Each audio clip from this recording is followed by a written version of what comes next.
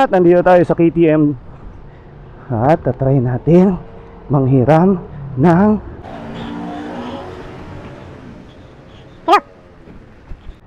Hello sir, pwede makahiram ng Duke 390? Sure, sige po. Nice. Sa likod, sir. Thank you. Wow.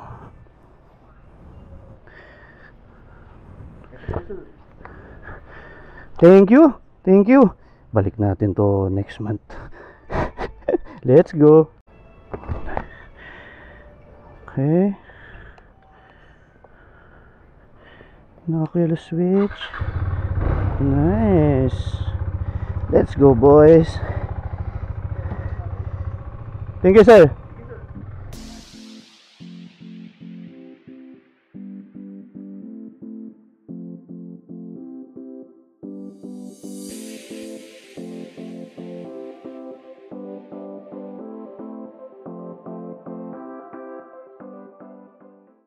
As of July 2021, the price of the Duke 390 is 289,000 pesos.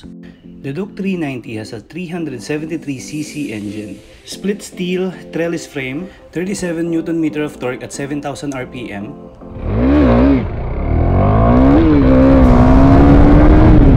Woo!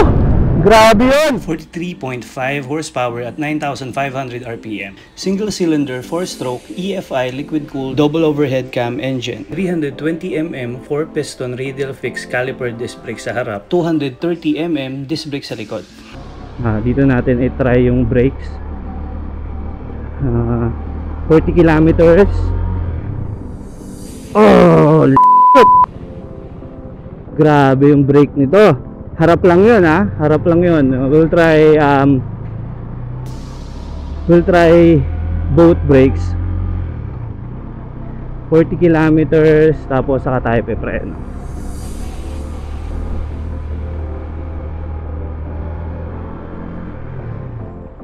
Oh, grabe.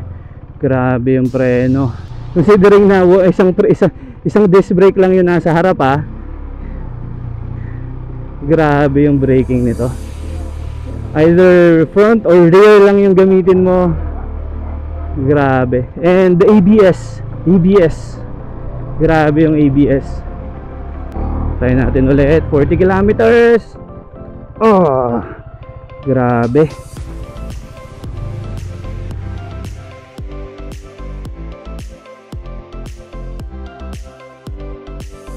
WMP 43mm upside down fork sa harap.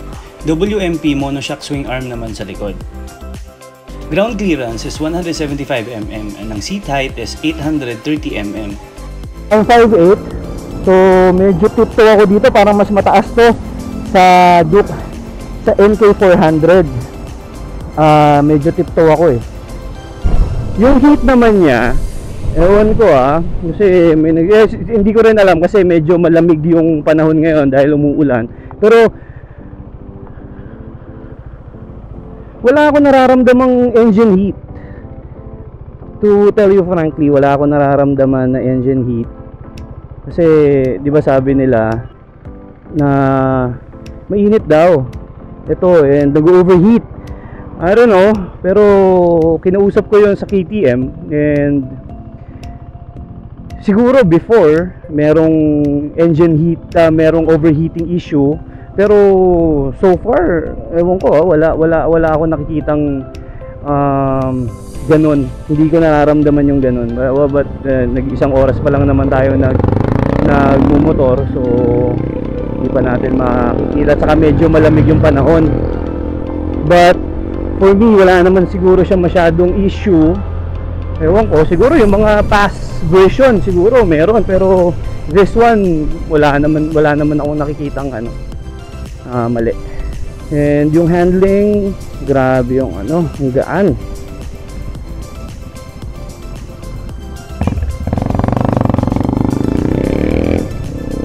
Ang gaan ng nito.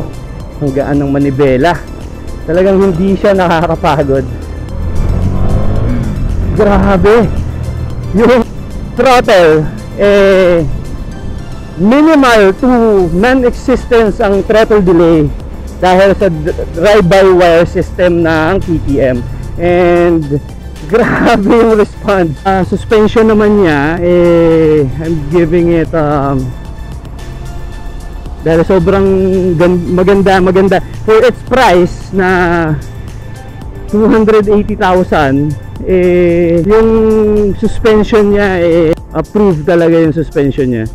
Hindi siya matagtag like other naked bikes.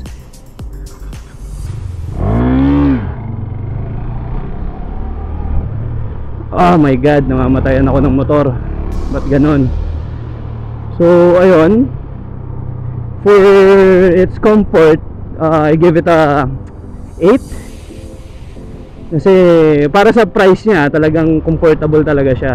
And I find it very pleasing to ride. Powerful but not too powerful to scare off the beginner riders. Pero it has power to put a smile on intermediate rider. Hindi siya boring ride, hindi siya boring na motor. So if you're going to consider this bike, na if you have, actually hindi naman talaga siya pang beginner rider kasi ano lang siya, 400cc. that is the reason why maraming gusto na beginner rider na gustong mag-skip, gustong mag-jump from scooter or lower cc to expressway legal bike. Ito kinukuha nila, or some other naked bikes. Pero hindi naman talaga siya totally pang beginner rider. Dahil ewan ko, magkakaroon ba to ng supermoto? Hindi naman siguro to maglalagay ng supermoto kung pang beginner yon. Walang beginner na mag-skid ng motor, no? Pero it has power to put a smile on an intermediate rider, pero hindi siya ganoon ka powerful para matakot yung mga beginner riders. Saktong-sakto lang siya, nandun siya sa gitna. Hindi ko rin alam kung bakit konti lang ang nakikita kong ganito. Siguro i-try lang nila. Nandito lang naman yung ganun lang kabilis, ganun lang kadali para manghiram ng gusto nyo i-try tong KTM dito sa QAV. Punta lang kayo, hanapin nyo si Sir J at papahiramin niya kayo ng gusto nyo motor. Ganun lang kadali. Punta kayo doon, tapos sabihin nyo, "Meron ako motor."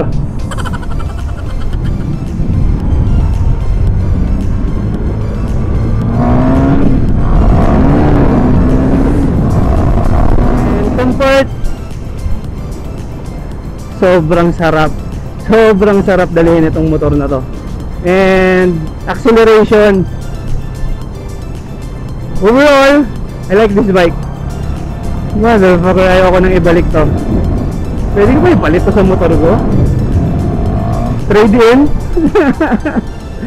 Holy shit, this is fun. Oh my goodness.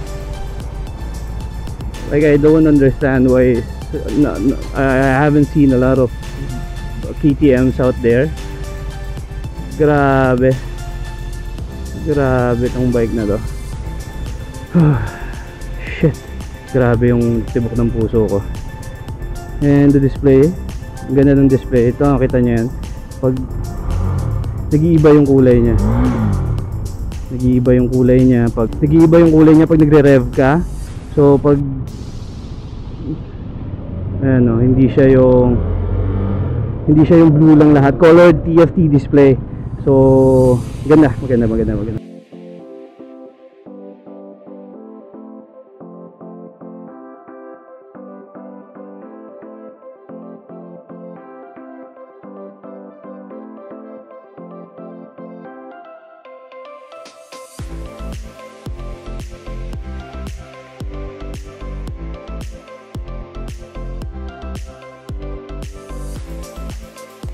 Overall, I really had fun with this bike.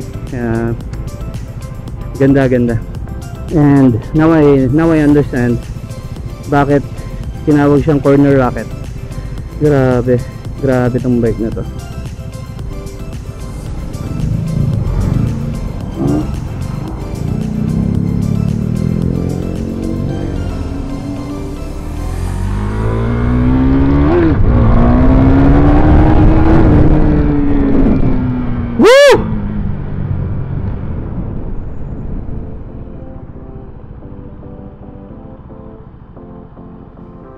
Maraming salamat kay Sir Jay at kay Sir Chris ng KTM Quezon Ave para sa pagpapahiram sa atin ng Duke 390. Matagal ko nang gustong i-review to kasi before na gusto kong bumili ng motor, ng first bike ko, first big bike, ito yung kinukonsider ko talagang bilhin. But yun, nauwi tayo sa NK 400. This is a very solid bike. Some says it's made in India like it's a bad thing. Nope, if some of you didn't know, Bajaj Dominar 400 and KTM Duke 390 has the same powertrain. Pareha silang 373cc. Stepsister niya yung Dominar 400. Because Bajaj own 48% of KTM and Bajaj is the final product development for KTM. The good thing about that is, this is an affordable, cost-efficient motorcycle, not compromising the KTM brand. Would I recommend this bike to a beginner rider na gustong mag-jump to an expressway legal big bike? Yes, this is a very solid bike. Hindi lang siya pang beginner, actually this is a beginner to intermediate bike. Kung meron kang higher cc na motorcycle and you need an alternative commuter bike, you should consider this very orangey fun rocket corner thing. This is Motolab. See you on the next vlog.